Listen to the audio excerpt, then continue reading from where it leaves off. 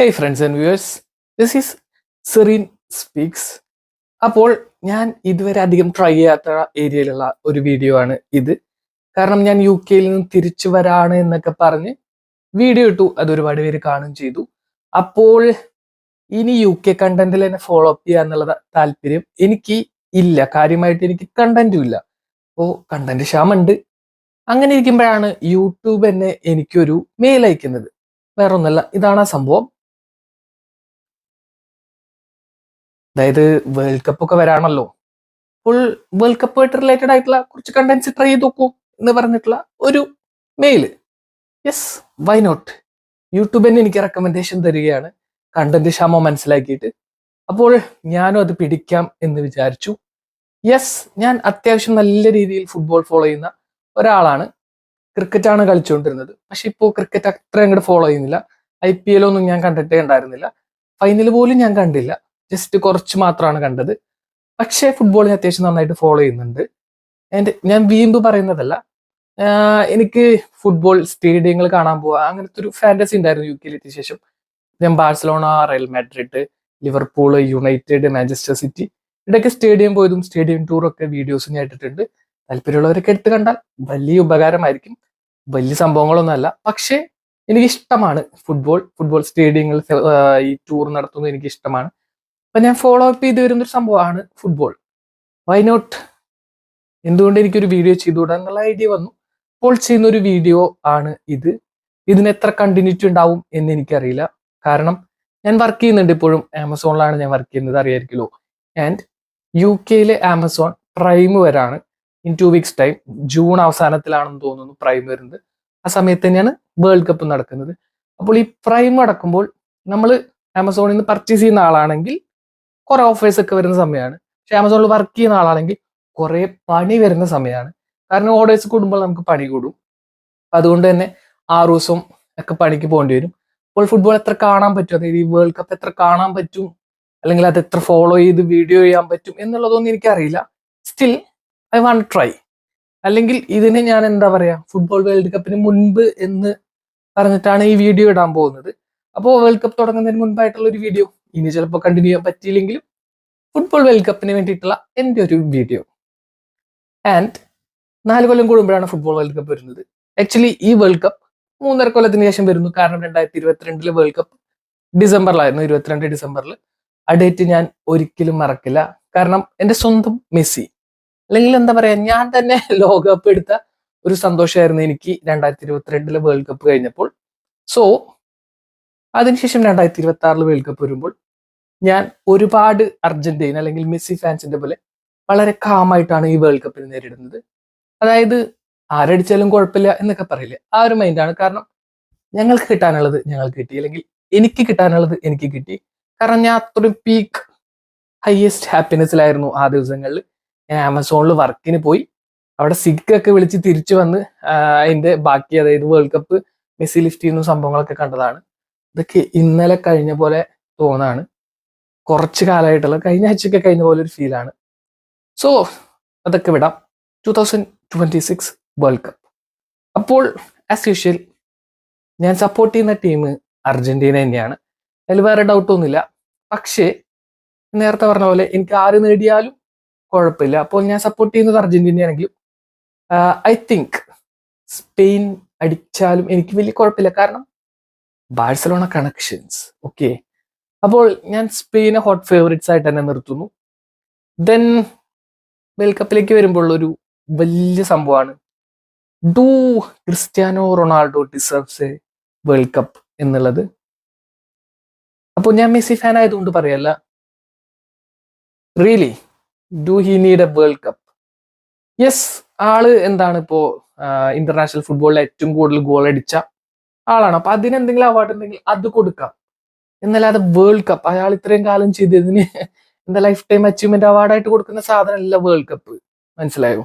അപ്പോ എന്റെ പേഴ്സണൽ ഒപ്പീനിയനിൽ അങ്ങനെ ഒരു സംഭവം ഇല്ല. ക്രിസ്ത്യാനോ റൊണാൾഡോ ഇത്രയും കാലം ഫുട്ബോളിന് വേണ്ടി കൊടുത്തത് വെച്ച് ഓക്കെ, ഗോ ഡിബേറ്റ്. അല്ലെങ്കിൽ ഇപ്പൊ അതിന് വേണ്ടിയിട്ട് ഒരു ബാലൻഡിയർ കൊടുക്കുകയാണെങ്കിൽ കൊടുത്തോ.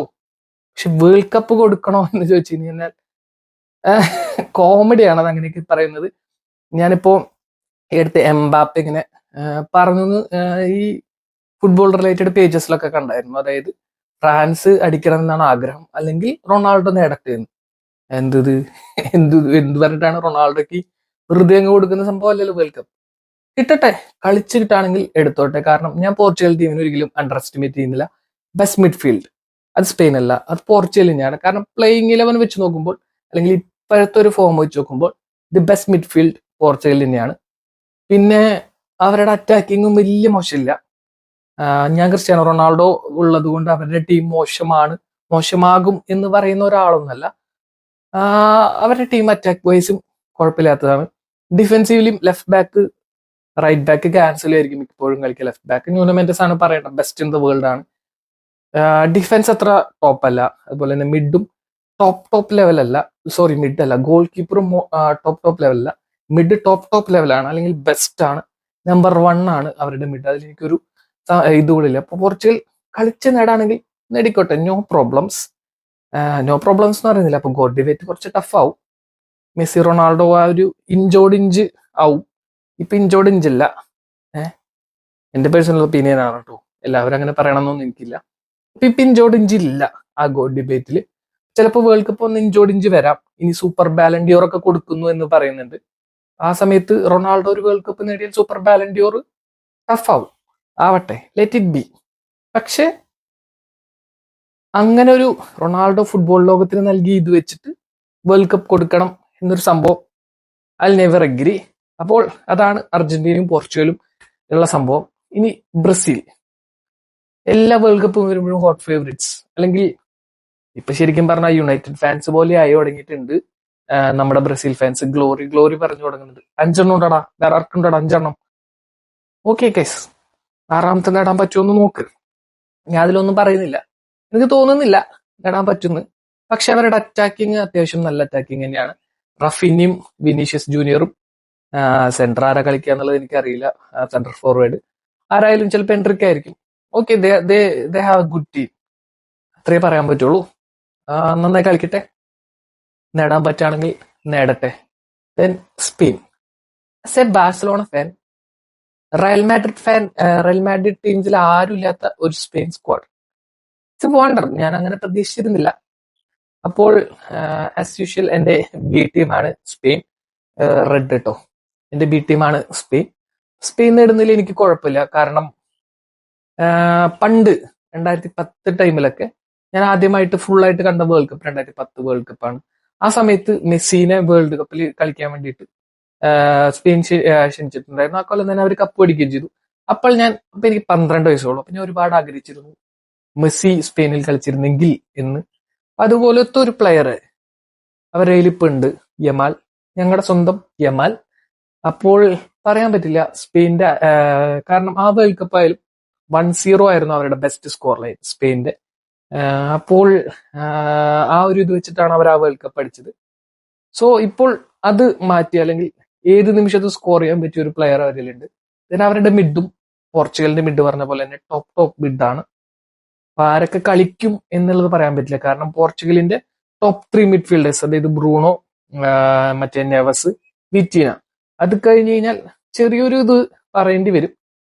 പക്ഷേ സ്പെയിന്റെ കാര്യത്തിൽ വരുമ്പോൾ ഒരു 5-6 പേര്, Pedri, Rodri, Fabian Ruiz, Gavi, അങ്ങനെ ഉള്ള പ്ലേയേഴ്സ് നോക്കുമ്പോൾ they have also a good mid and attack. അല്ലെങ്കിൽ they have Yamine Lamal, they have Yamal at least in the forward lines. അവരുടെയും സെന്റർ ഫോർവേഡ് ആരായിരിക്കും എന്നുള്ളത് എനിക്ക് ചെറിയ ഡൗട്ട് ഉണ്ട്. പ്രോപ്പർ ആയിട്ടുള്ള അത്ര ഫേമസ് പ്ലെയർ ഒന്നല്ല. ഒയ്സബാളാണ് കളിക്കാൻ ചാൻസ് ഉള്ളത്. അപ്പോൾ ആൾ ടോപ്പ് ടീമിലല്ല കളിക്കുന്നതെന്ന് വിചാരിച്ചിട്ട് ഞാൻ ആൾ തള്ളുന്നൊന്നുമില്ല. ജസ്റ്റ് ലെറ്റ് സി, അത്രേ ഉള്ളൂ. Then hot favourites as usual, ഫ്രാൻസിന്റെ അറ്റാക്ക് തീയാണ് ഗൈസ്, തീ, വേറെ ഒന്നും പറയാനില്ല. എംബാപ്പെ, ഡെംബെലെ, ഒളീസെ, ഈ 3 മതി. അന്യായ ഫോമിലുള്ള 3 പേരാണ്. Mbappe even though Real Madrid അതിന്റെ റൈവൽ ടീമിലാണെങ്കിലും അതായത് എഴുതി തള്ളില്ല ഞാൻ അയാൾ ഒരിക്കലും. വേറെ ലെവലാണ് അയാൾ. ഒളീസെ ബെസ്റ്റ് ആണ്.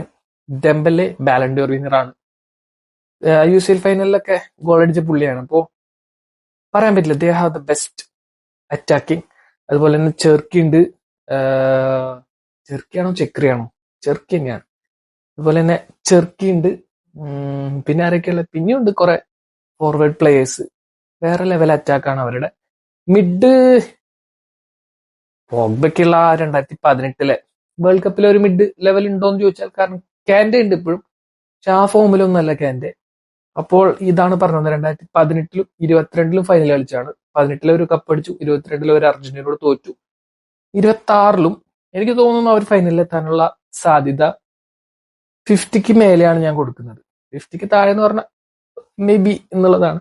അപ്പൊ അവർ ഫൈനലിൽ എത്താനുള്ള ചാൻസ് ഞാൻ 50-ക്ക് മേലെയാണ് കൊടുക്കുന്നത്. So France is my hot favourite like Spain. ഇവര് തമ്മിലുള്ള മാച്ചസ് ഒക്കെ എങ്ങനെ വരും എന്നുള്ളതനുസരിച്ചിട്ടായിരിക്കുമല്ലോ ആരാണ് ഫൈനലിൽ വരാന്ന് പറയാം. So let see. അപ്പോൾ ഇതൊക്കെയാണല്ലോ മെയിൻ ടീംസ്. അതിന്റെ കൂടെ പറയാൻ പറ്റാണ്ടിരുന്നൊരു സംഭവമാണ് നെതർലാൻഡ്സ്. അപ്പോൾ ഈ കഴിഞ്ഞ 3 വേൾഡ് കപ്പും ആരടിക്കുമെന്ന് പ്രോപ്പറായിട്ട് പ്രെഡിക്റ്റ് ചെയ്തിട്ടുണ്ടായിരുന്ന ഒരു പുള്ളിക്കാരുണ്ടായിരുന്നു.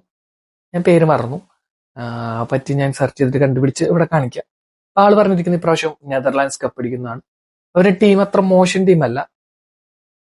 പക്ഷെ ഞാൻ ഇതിനു മുന്നേ പറഞ്ഞ ടീംസ് ആയിട്ട് വെച്ച് നോക്കുമ്പോൾ അവരെ കൂടെ നിൽക്കാൻ പറ്റിയ ഒരു ടീം ഉണ്ട്, ഇല്ല എന്ന് പറയാൻ പറ്റില്ല. സോ ലെറ്റ് സി നെതർലാൻഡ്സ് എവിടെ വരെ എത്തും എന്നുള്ളതും നോക്കാം.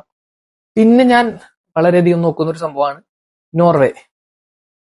ഹാളണ്ട് മാത്രമല്ല, ഞാൻ ഒഡേഗാർഡിന്റെ ഒരു ഫോളോവറാണ്. ആർസനലിന്റെ കളി ഞാൻ വല്ലപ്പോഴൊക്കെ കാണുന്നത് ഒഡേഗാർഡും. പിന്നെ എനിക്ക് അവരുടെ കോച്ചിനെ ഭയങ്കര ഇഷ്ടമാണ്. ആർസനലിന്റെ കോച്ച് അർട്ടേറ്റ തോറ്റ് തോറ്റ് തോറ്റ് തോറ്റ് കളിയാക്കലുകൾ ഏറ്റു വാങ്ങി വാങ്ങി വാങ്ങി വാങ്ങി ലാസ്റ്റ് പ്രീമിയർ ലീഗ് അടിച്ചു, UCL ഫൈനലിൽ എത്തി. So that's not bad. കാരണം വേൾഡ് അഗെയിൻസ്റ്റ് ആർസനൽ എന്നുള്ള ഒരു സംഭവമാണ്. അപ്പോ അതിൽ നിന്നുകൊണ്ട് അത് പോട്ടെ, അത് വേൾഡ് കപ്പ് ആയിട്ട് റിലേറ്റഡ് ആയിട്ടുള്ള സംഭവമല്ലല്ലോ. അപ്പോൾ ഞാൻ പറഞ്ഞു തന്ന teams Argentina, Spain, Brazil, France, Portugal, Holland. ഈ 6 ടീംസ് അല്ല ഞാൻ പറഞ്ഞത്. ഏതെങ്കിലും ബെസ്റ്റ് ടീമിനെ ഞാൻ മിസ്സാക്കിയിട്ടുണ്ടോ അറിയില്ല. ഇതാണ് എന്റെ ഒരു ഐഡിയലുള്ള ടോപ്പ് 6 ടീംസ്. ഞാൻ പിന്നെ ക്രൊയേഷ്യനൊന്നും എഴുതി തള്ളില്ല. ക്രൊയേഷ്യ ലാസ്റ്റ് 2 വേൾഡ് കപ്പിലും നല്ല പെർഫോമൻസ് ആയിരുന്നു. പക്ഷെ അത്ര നല്ല ടീം ഇല്ല ഇപ്രാവശ്യം ക്രൊയേഷ്യക്ക്. പിന്നെ ഞാൻ ഫോളോ ചെയ്യുന്ന 2 ടീംസ്, ഞാൻ നേരത്തെ നോർവേ പറഞ്ഞു, ഹാളണ്ടിന്, അതുപോലെ തന്നെ മൊറോക്കോ, ഹക്കീമിയുടെ മൊറോക്കോ. Let see. ഇവർ 2 പേരും ഞാൻ ഫോളോ ചെയ്യാൻ താല്പര്യപ്പെടുന്ന 2 ടീംസ് ആണ്. അതുപോലെ തന്നെ Japan is always my Asian favourites. So let see world cup എങ്ങനെയായിരിക്കും എന്നുള്ളത്. അപ്പോൾ വേൾഡ് കപ്പിന് മുൻപുള്ള ജസ്റ്റ് ഒരു വേൾഡ് കപ്പിലേക്ക് എന്ന് പറഞ്ഞിട്ടുള്ള ഒരു വീഡിയോ മാത്രമാണിത്. അടുത്ത വീഡിയോകൾ ചെയ്യാൻ പറ്റുമെന്നുള്ള വിശ്വാസത്തിൽ I am signing off. Serene speaks. Okay, by.